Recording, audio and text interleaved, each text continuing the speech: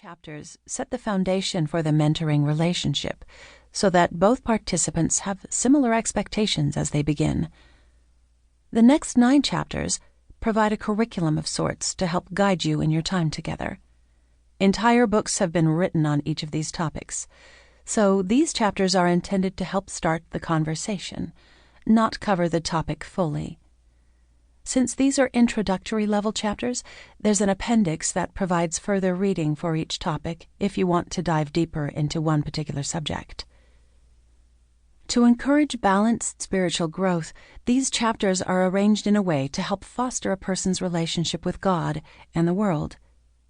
The goal is to cycle through each of these areas on a rotating basis. Topics about our relationship with God, Bible reading, prayer, and contentment, are interspersed with chapters about living in community as believers, church, family, and service, as well as with chapters about our engagement in the world, evangelism, temptations, and discernment. The hope is that balanced discipleship will lead to growth in each of these important areas. Each of these chapters follows a general pattern. Wisdom for life. What does the Bible say about a particular topic? Why is it important? Wandering in unbelief. Why do we struggle to follow God's teaching in a certain area? Walking by faith. How do I live biblical truths in light of the gospel? At the end of each chapter, I'll offer 3 activities. Before you meet, practical tools to help you grow. While you meet, questions for discussion. Until you meet again, growing in godliness. These questions and activities are provided to help springboard from the theoretical to the personal.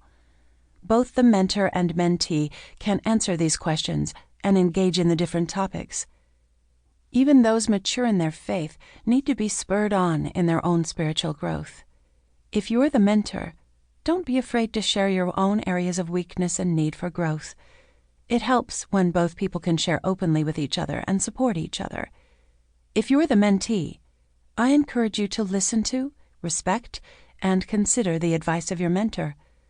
She has wisdom and perspective from years of walking with the Lord and can help you discern what is best. Wording. Throughout the book, I'll use certain terms interchangeably. Mentoring can also be called discipleship, or spiritual mothering. When discussing the mentor, I might also use the phrase older woman. Please note that the mentor is not necessarily older in physical age.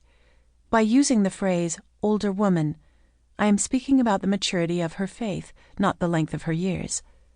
In turn, I will often use the words mentee or younger woman to describe the woman being mentored. These are simply terms to help the listener understand the distinction in the roles. It doesn't mean that the mentee never imparts wisdom to the mentor, or that the mentor is an expert in every area of life. Both mentor and mentee are disciples of Jesus, seeking to know him more. One is just further along in the faith, seeking to impart to the other what she has learned. Different ways to use this book. The primary purpose of this book is one-on-one discipleship. However, it can be used in a few other ways. Discipleship groups. Discipleship groups usually consist of one older woman meeting with 2 to 4 younger women in the faith. This book can easily be used in this type of setting. Working through certain chapters, such as Chapter 2, may require 2 meetings or a longer meeting time so that everyone will have time to share. Small group studies.